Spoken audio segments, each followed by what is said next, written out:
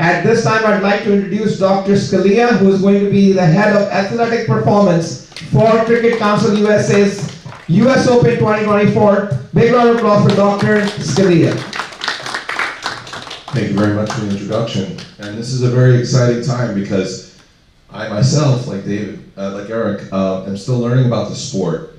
But what's universal is the conditioning that the athletes need to be in to offer that peak performance. So we need to look at what we can do as preparation to have them give that world-class performance. A little bit about myself, I'm a chiropractic physician for 25 years, and of course I've addressed neuromusculoskeletal injuries in my practice throughout those times, dealt with various types of athletes. But I've shifted my focus over to metabolic health.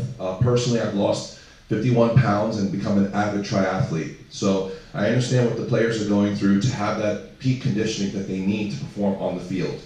Much of what we do on the field takes place in the kitchen.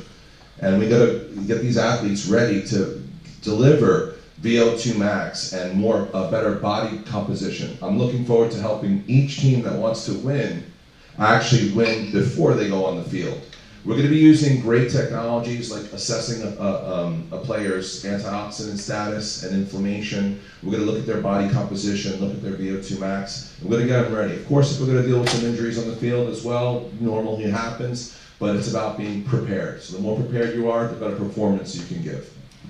Dr. Scalia, while you're touching on that, 20 days left to the tournament, first ball being bowled on the 14th of December.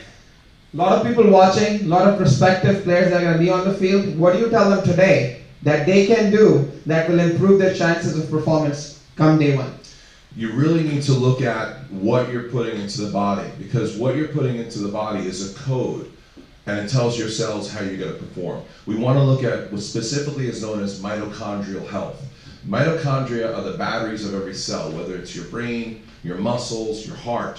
And if your mitochondria are in peak condition, you're going to give peak performance. So it's really important about what you're putting into your body. A lot of athletes believe that they can outwork a bad diet, but we really need to focus on what they're putting into their body so they can give the output that they want, kind of like a computer. So what are some of the basic elements of those items that we can intake that would do good for us? There are specific items. Obviously with athletes, you want to have higher levels of protein to have more muscle synthesis. You want to make sure you're not eating too late in the evenings, because there are actual metabolic pathways that can help us heal.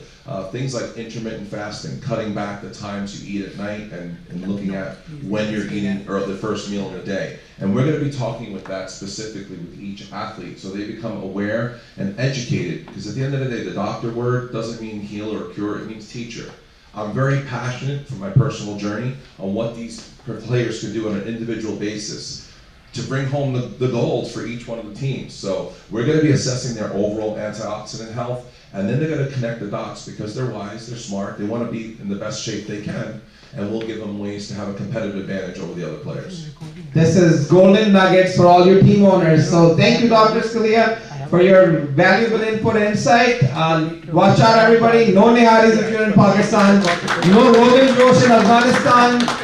No late dal chawal and good vegetables in India. None of that stuff. No cheeseburgers in America. No fried chicken. So if you heard that, I'm sorry for being the bearer of bad news, but if you want to compete, and you can't have any of that based on what Doctor just said.